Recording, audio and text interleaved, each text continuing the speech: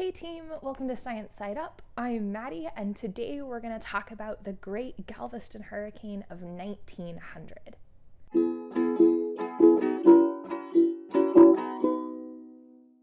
So, the deadliest natural disaster in United States history is this hurricane that hit Galveston, Texas in 1900. It's called the Great Galveston Hurricane of 1900. This is before we had the naming system that we use now. And over the span of less than a day, something like 10,000 people were killed, and the city of Galveston was completely leveled. Just for scope, the whole population of Galveston at that time was, I think, about 40,000, which was a large city for 1900, but we're talking about a quarter of the population being killed in a single day, which is just insane when you think about it. And as tragic as that event was, what I'd actually really like to focus on today is how the developments in science and technology over the last 119 years prevents a disaster like that from ever happening again. So in Galveston in 1900, there was a Weather Bureau office.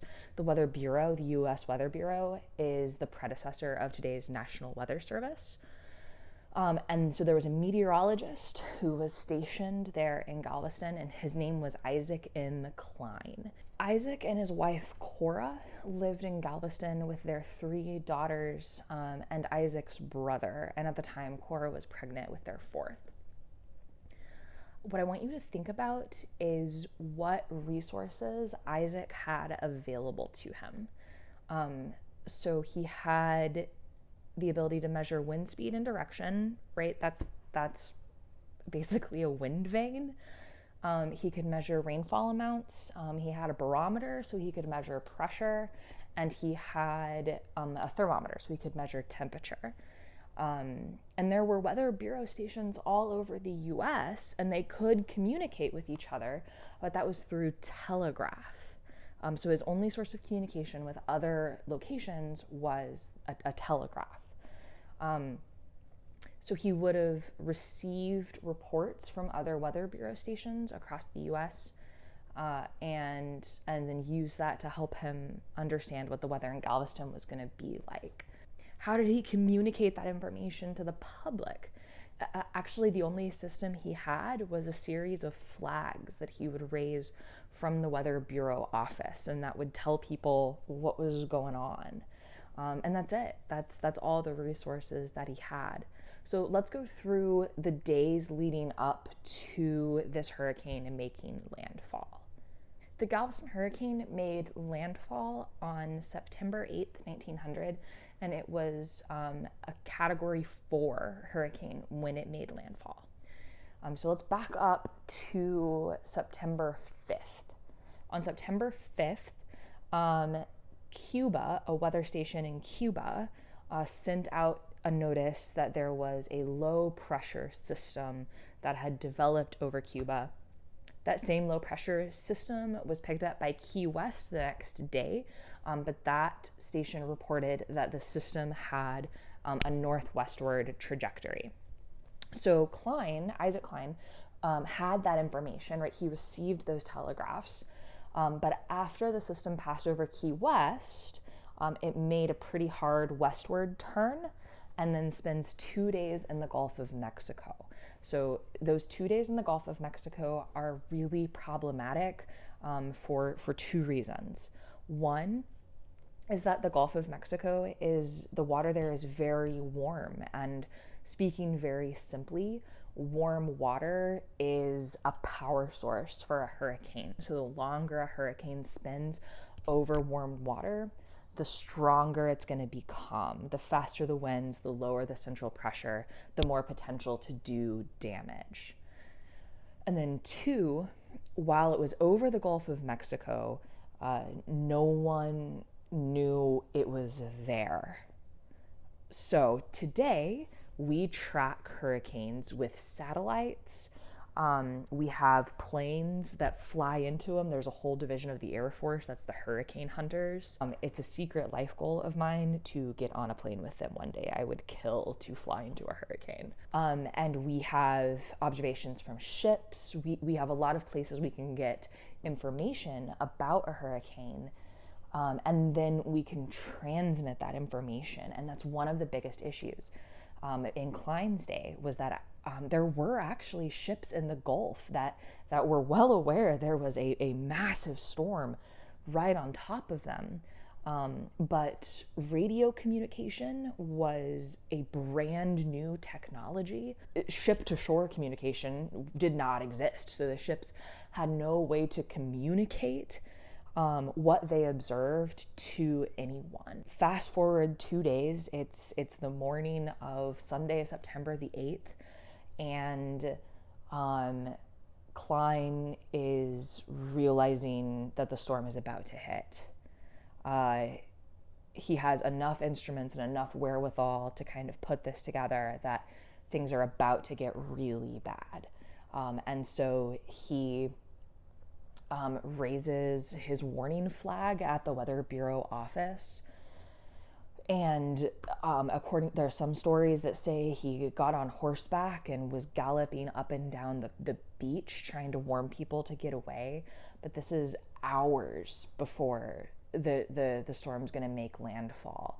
And the city was caught completely unprepared. I mean, Cline was taking readings up until his Weather Bureau office is completely washed away. So at that point, even the flag is gone. Even though you can get 100+ mile an hour winds easily with a Cat 4, the most dangerous part is the water. So the hurricane just brings this wall of water inland, and water can just knock down buildings and destroy everything in its path, and that's what happened. The reports after the fact say that there wasn't a single building left untouched. The city was, for all intents and purposes, leveled. And Isaac and his brother go, and they manage to save his daughters because their house was being destroyed. So he got his daughters to safety, but unfortunately his wife Cora was killed. It was just an absolute tragedy. If you're interested, there's a book that's called Through a Night of Terror. My university had it in its library. Someone had the wherewithal to record and compile all of the firsthand accounts from this event, and so that was really fascinating to read. There's also the Weather Bureau records from that time. So if you're interested on the science side of things, you can go read what Cline was reporting, what reports he got from Cuba and Key West. And I'll put a link to this in the description, but NOAA, the National Oceanographic and Atmospheric Administration, has a story on their website about the Great Galveston Hurricane, and it goes into more depth than what I did. And so I want to pause for a second about the Galveston Hurricane and talk about Hurricane Harvey. So Hurricane Harvey was actually remarkably similar to the Galveston Hurricane. Both were Cat 4s, both made landfall on Texas's Gulf Coast. The storms themselves are very similar. But in Hurricane Harvey, the total death count from that storm was less than 100. And every single one of those deaths is an absolute tragedy, and so many people lost their homes to flooding. I don't want to appear that I'm making light of the tragedy of Hurricane Harvey, because that was one of the worst hurricanes in recent history. But what I want to highlight is how many lives were saved, or how many more people could have been affected if we didn't have all of the technological and scientific developments that we've had in the last century. So I talked a little bit before, we were able to track Hurricane Harvey with satellites and other means, since it was a, tropical depression out in the middle of the Atlantic Ocean. People had days notice to prepare. We had emergency organizations, emergency responders that were trained and prepared to go in after the fact. The National Hurricane Center was able to issue warnings predicting the path of the storm, predicting how strong it would be. Even something as simple as building codes, right? So our homes are sturdier now. FEMA was able to respond and provide immediate assistance to everyone who was affected by it. Something as simple as radio communication, where people can get weather alerts. Those things save lives. I know it can be really frustrating, especially if you live in, say, a hurricane-prone region. When every hurricane season, it seems like meteorologists or the news or whatever just try to hype up everything that's going on, or are trying to make you afraid. But that's really not the case. The National Weather Service, the mission of the National Weather Service is the preservation of life and property. That's what they want to do. That is all they're worried about. They are worried about your safety in your home.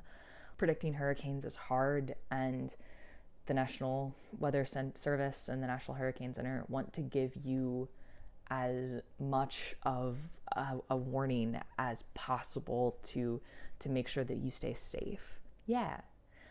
So long story short, this is why science funding is important. This is why funding weather research is important. So a little plug for my field. And I hope you guys have a good day. Please like and subscribe. Let me know what you thought about this video in the comments below. And I will see you next time. All right.